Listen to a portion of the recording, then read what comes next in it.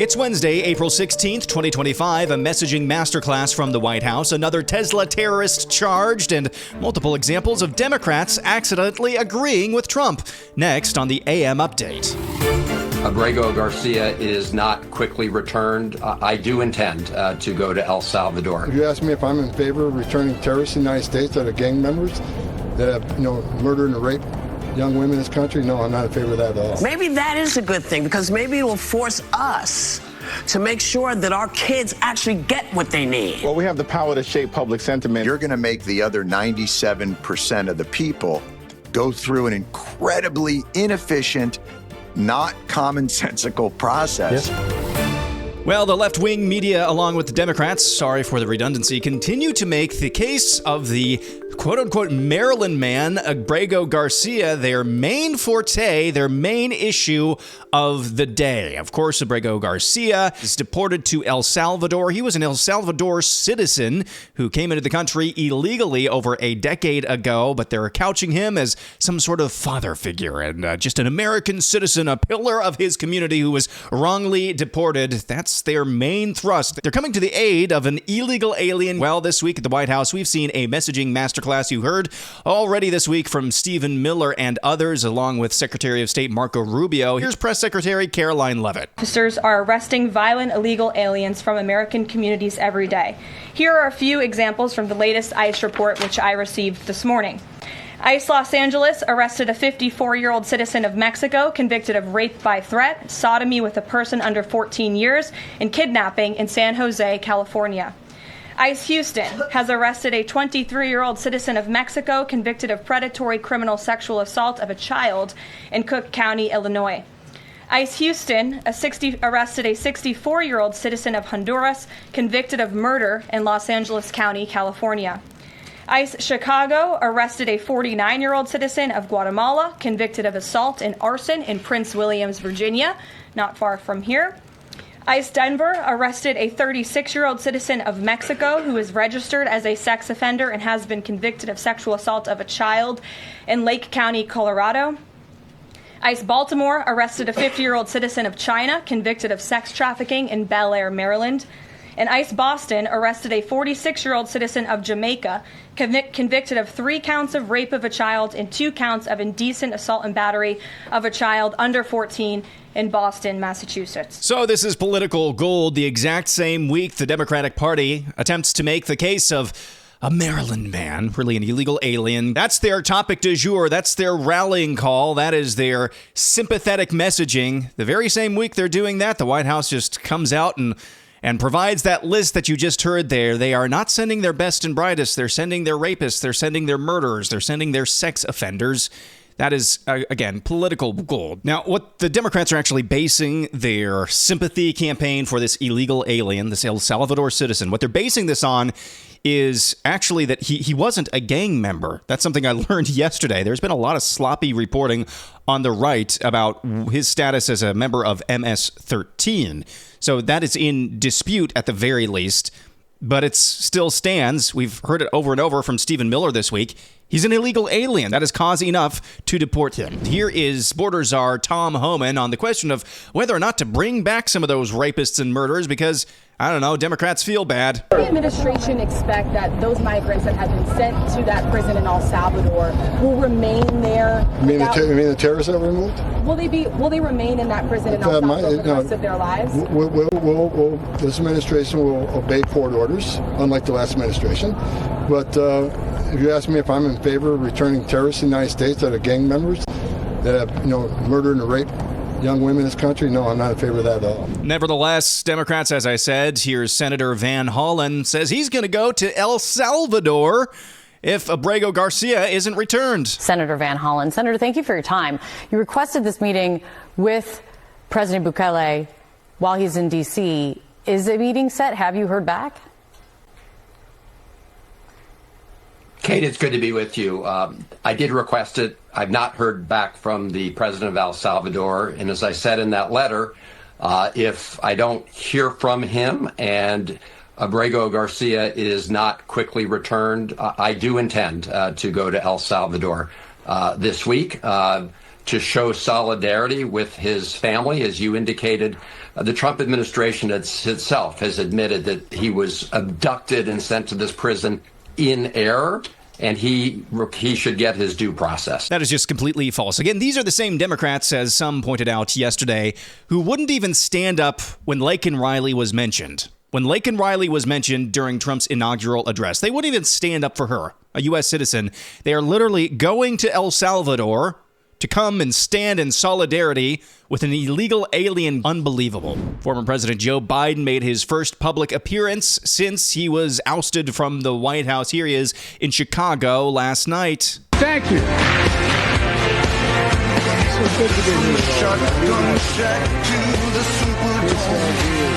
Yes, Joe Biden trying to talk over the music during his first address since he left office. And I'd never seen hardly any black people in Scranton at the time I was only going in fourth grade. And I remember seeing the kids going by at the time called colored kids on a bus going by. Interesting news out of the Pentagon. One of U.S. Defense Secretary Pete Hegseth's leading advisors, Dan Caldwell, was reportedly escorted from the Pentagon on Tuesday after being identified during an investigation into leaks at the Department of Defense. Caldwell was placed on administrative leave for an unauthorized disclosure, the official told Reuters, speaking on condition of anonymity. The decision had not been previously reported. President Donald Trump's administration has moved to aggressively pursue leaks, an effort that has been enthusiastically embraced by Hegseth at the Pentagon. Trade war update. Here is a top Chinese official in Hong Kong warning the U.S. peasants. Of course, this is in Chinese, but I'll read the subtitles. Trade surplus of the United States, but the United States still imposes tariffs on Hong Kong. It is simply arrogant and shameless. This makes the world see more clearly that the United States cannot stand Hong Kong's well-being. The biggest black hand that destroys Hong Kong's human rights, freedom, prosperity, stability.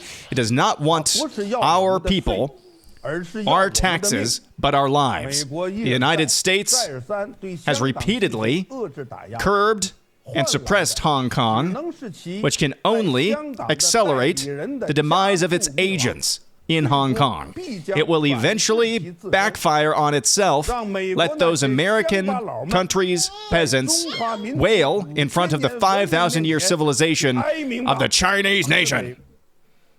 Now that's China's Hong Kong and Macau Affairs Office, Xia Baolong, getting very aggressive. Or what is that I smell? Is that panic? Here's President Trump in his first Spanish interview. Of course, he's not speaking Spanish, but he was asked about tariffs and exactly how they're being used. He says there is a chance still, if China wants to play ball, that tariffs could be used to replace parts of the income tax. Income tax? You know, you're the only one that's asked me that. Oh, I deal with all these big financial geniuses. Nobody ever. There is a chance that the money from tariffs could be so great that it would replace. You know, in the old days, about 1870 to 1913, the tariffs were the only form of money. And that's when our nation was relatively the richest. We were the richest. The U.S. Department of Justice has brought significant criminal charges against a New Mexico man who is accused of carrying out arson attacks against the New Mexican Republican Party's headquarters and a Tesla dealership in the state. Jamison Wagner, a 40-year-old resident of Albuquerque, was arrested and charged with 2 counts of malicious damage or destruction of property by fire or explosives, according to federal authorities. If convicted, Wagner faces between 5 and 20 years in prison for each count. Federal prosecutors claim the first arson attack took place at a Tesla dealership in Albuquerque on February 9th.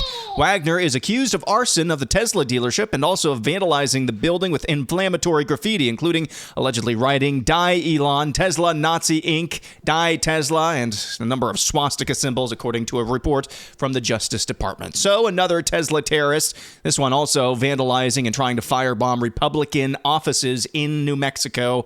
He's looking at spent many, many years in prison. Well, when your enemies are ceding the premise of your argument, you know you're winning. Here's Whoopi Goldberg on The View. What we have to always do, regardless of who you voted for, you still got to pay your rent, you still got to take care of your kids, you still got to take care of your business. And maybe some of what's happening, like, they're trying to take apart the Department of Education. Yes. Maybe that is a good thing, because maybe it will force us to make sure that our kids actually get what they need. Maybe it'll force us to go to our state and say, listen, I want to make sure, since you're taking all this money from my taxes, I want to make sure that my kids get exactly what they need. I don't have to wait for the government to do it. We can do it. Your terms are acceptable, Whoopi. I mean, you're just ceding the exact premise of why it's important to dismantle the Department of Education and send education back to the states and to the states alone. Yeah, I'll take that deal. Thank you very much, Whoopi. Not sure really who or what Republican you were trying to own there, but no, that sounds like a pretty good deal to me.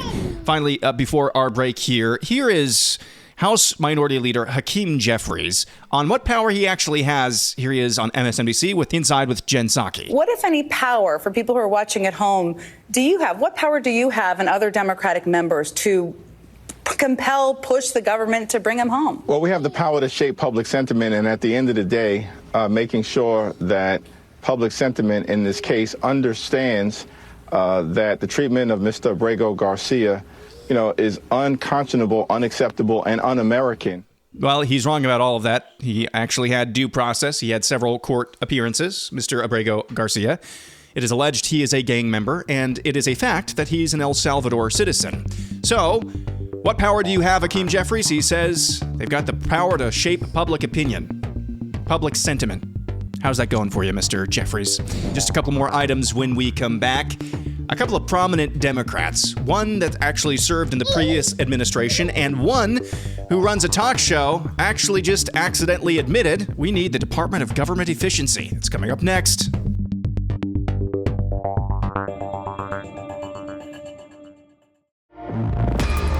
And now here's this. This is former Transportation Secretary Pete Buttigieg on comedian Jon Stewart's podcast, discussing ways that government fails to actually serve its customers, the U.S. citizen. We have reached a point now where any one piece in even a process that has thousands of steps and billions of dollars, any one piece can wreck the whole thing. This is why it's hard to get housing built. This is why it's hard to get transportation infrastructure built. And I mean, without getting into all the guts of things like the Administrative Procedures Act, right? There is let's get into the guts, baby. Come on. So, I mean, there is a paperwork machine, right? That again, with the best of intentions. And the basic intention is to make sure everybody can be heard.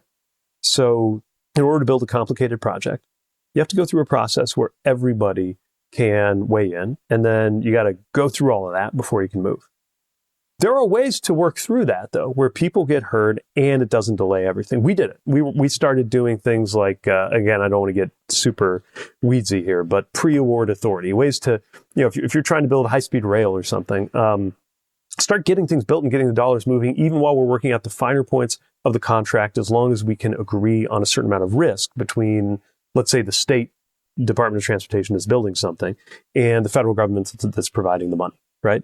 And there are ways to do that, agreements within agreements or other arrangements. But look, some of it is going to take some introspection in my party and in our country to come back to what are the priorities? Because it can't be, letting the perfect be the enemy of the good, I think has cost us in the extreme, in many ways as a country. Right. If I were to sum it up in sort of the only experience I've had in working down there is mostly kind of VA stuff and watching how that goes. It seems as though the government has a bit of an adversarial relationship to its clients, which is the people, in that it basically in setting up, protocols that are going to weed out waste, fraud, and abuse. Those protocols create waste, fraud, and abuse. In other words, you treat whatever 2 to 3% of fraudulent or wasteful or abusive practices are going to occur, you're going to make the other 97% of the people go through an incredibly inefficient, not commonsensical process. Maybe the main thing is to just flip that and say, this will no longer be adversarial. And what we'll do is we'll bolster on the back end the look for waste, fraud, and abuse so that we don't delay everything by 2.5 years to set up all these ridiculous obstacles. And finally, air analysis, slightly acidic, mostly necessary. And that, ladies and gentlemen, is why the Department of Government Efficiency exists. You just heard two rabid lefties, Jon Stewart and former Transportation Secretary Pete Buttigieg, just lay out and lament the fact that government red tape and inefficiencies means that it serves its constituents poorly. That's the entire concept behind the Department of Government Efficiency. Now, I did see this week a quote from Elon Musk. I think it emerged in the last week and a half plus that they're expecting to cut around $150 or $250 billion instead of the expected or touted trillions of dollars. I'm not sure how accurate that is or if that's being mischaracterized, but I do want to acknowledge that. So far this morning, we have two examples of Democrats actually making the case accidentally for policy positions that Republicans like and President Trump is pursuing. First, it's Whoopi Goldberg saying, hey, maybe it's better if the Department of Education is disbanded because that gives power closer to the actual student. Yes. Yeah, that's the whole idea. Thanks for catching up with us, Whoopi. Earlier than that, you had Democrats coming to the aid, literally flying to a foreign country to stand with somebody who is not even a United States citizen. Meanwhile, the White House lists all of the rapists and murderers and sexual degenerates, illegal aliens that they have arrested and sent back to their home countries. Just an example of poor leadership from the Democrat Party, because they're just stepping on rakes left and right. They have no leadership. And then finally, you heard Jon Stewart and Pete Buttigieg accidentally make the case for Doge. This is symptomatic of a party that doesn't have a vision, doesn't have a message, and doesn't have a true leader. But nevertheless, this week's poll of the week, I attempted to identify or asked you to identify who you think is the leader, the real practical leader, not the tongue-in-cheek meta-analysis, which is true, that really Satan is the leader of the Democrat Party. But in practical terms, who is the leader of that party right now? I gave you three options: Bernie Sanders, Alexandria Ocasio-Cortez, or Jasmine Crockett. Go look for the pinned tweet at RealAMUpdate on X. Go vote in the poll of the week. That'll do it for Wednesday. Back at it again tomorrow. I'm Aaron McIntire, and this is the AM Update.